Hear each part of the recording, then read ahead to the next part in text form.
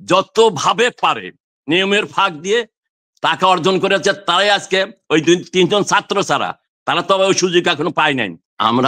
আমাকে যে দলের কথা বলছেন, আমরা কিন্তু কোনো কিছুই বলি নাই, আমরা আপত্তিও করি নাই, আমরা সমালোচনাও করি নাই।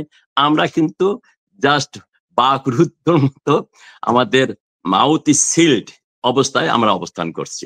তার কারণ হলো, কলিমুল্লাহ ভাই আমি বলতে চাই, এবং জনগণ যারা আমাদের কথা শুনছেন আমি তাদেরকেও বলতে চাই, সেটা হলো একজন নোবেল লরিয়েটকে পেয়েছি, নিষ্পাপ এবং শান্তির প্রতীক, যিনি বাংলাদেশটাকে একটি শান্তিপূর্ণ এবং সবাই সে 030 আওতায় এনে আমাদের দুঃখ কষ্ট, আমরা যারা ফ্যাসিস্ট, আমরা যারা যুদ্ধ, আমরা যারা ঘুষখোর, আমরা যারা মানি লন্ডারিং করেছি, আমরা যারা গণতন্ত্রের হত্যা করেছি, আমাদের অস্তিত্ব বিলীন করে দেওয়া হয়েছে ওই দিন থেকে।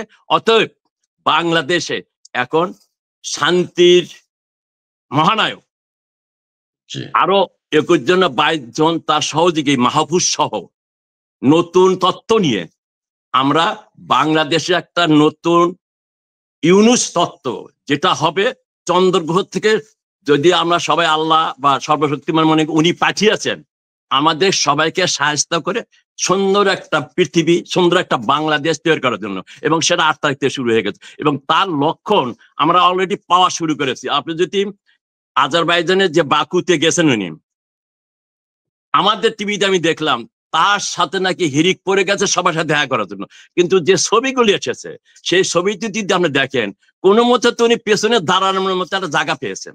লজ্জার ব্যাপার। আমি সবকিছু বিবেচনা করে দেখবো আমরা কেন উপদেষ্টাদের নিয়ে কথা বলছি, আমাদের এগুলো বলা উচিত হবে না। আমার মনে হয় আমরা যেরকম চুপচাপ থাকি, কলিমুল্লাহ ভাই আপনি সাংঘাতিক বিজ্ঞ মানুষ, আপনি তথ্য নিয়ে তাত্ত্বিক ভাবে কথাবার্তা বলেন, অতটুকু আমি হয়তো বলতে পারবো না। যেটা আমি অনুরোধ করবো আপনাদের সবাই আপনারা চুপ থাকেন। আমরা আল্লাহর রহমতে একজন শান্তির নিদর্শন হিসাবে আমরা একজনকে আল্লাহ আমাদের উপরে নাজল করেছে, যার লক্ষণ আমরা অলরেডি পেয়েছি। উনি প্রথম দিন বলেছেন যে যারা উপদেষ্টা হবেন তাদের হিসাব নিকাশ নাকি দেওয়ার কথা ছিল, কিন্তু আজ 3 মাস হয়ে গেছে, জানি না আপনারা পেয়েছেন কিনা, আমি পাই নাই। 3 মাস আর সাথে আর একটু যোগ করি, যে ব্যক্তির কথাই বলছি, ডক্টর ইউনুস বাব, ডক্টর ইউনুস সাহেব তো উনি নিজেই বলছেন ওনার বাড়ি নাই, গাড়ি নাই, ওনার ব্যাংক অ্যাকাউন্ট নাই। আমার কাছে কষ্ট লাগে আমাদের মাননীয় দলীয় প্রধান জননেত্রী শেখ হাসিনা লক্ষ লক্ষ মানুষের বাড়ি করে দিলেন বাংলাদেশে, কেন একজন ভূমিহীন হোমলেস ডক্টর ইউনুসকে উনি একটা বাড়ি দেন? এটা মাঝে মাঝে আমার কষ্ট লাগছে, যে তাহলে অন্তত বলতে পারতেন না যে উনি ভূমিহীন বা বাড়ি ছাড়া। এটা একটা দারুণ জননেত্রী শেখ হাসিনা সঙ্গে যে একটা ভুল কাজ করেছেন, যে ওনাকে একটা বাড়ি করে দিলে হতো।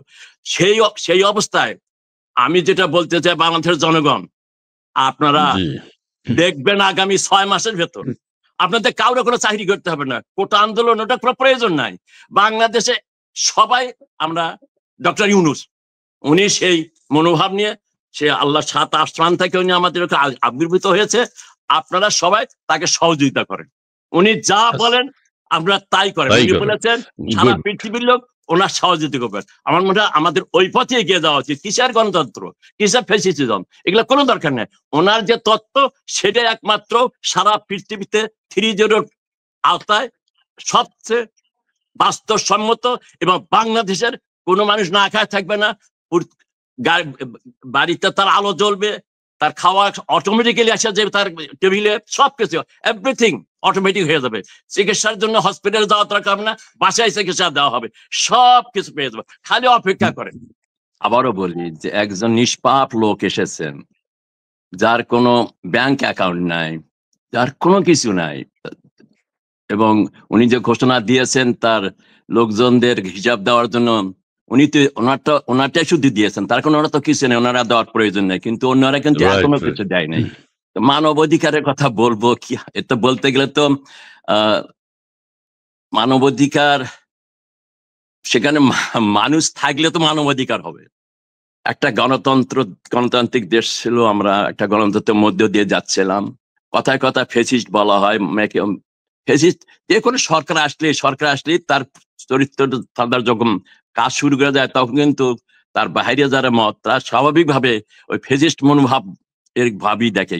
কিন্তু ফেসিজম বা ফেসিস্ট আমার কলিমুল ভাই ভালো বলতে পারবেন। এটা কি মুসলিনের যুগ? এটা কি হিটলারের যুগের ভেতর দিয়ে বাংলাদেশ গেছে? পাকিস্তানের যারা আজকে এই নিয়ে আন্দোলন করতেছে তারা যদি পাকিস্তানের সময়কার ইতিহাস দেখে, 13-14 বছর জাতির জনক বঙ্গবন্ধু জেল খেটেছিলেন।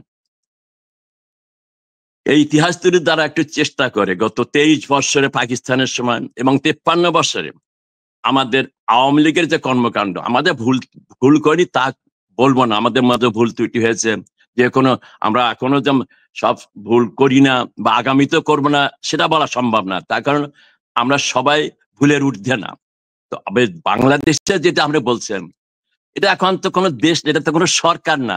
যদি সরকার হতো, সরকার প্রধান হতো, তাহলে বাকুতে ওই পেছনে কোনো মতো চেয়ার টানে দাঁড়ায় থাকতে হতো না।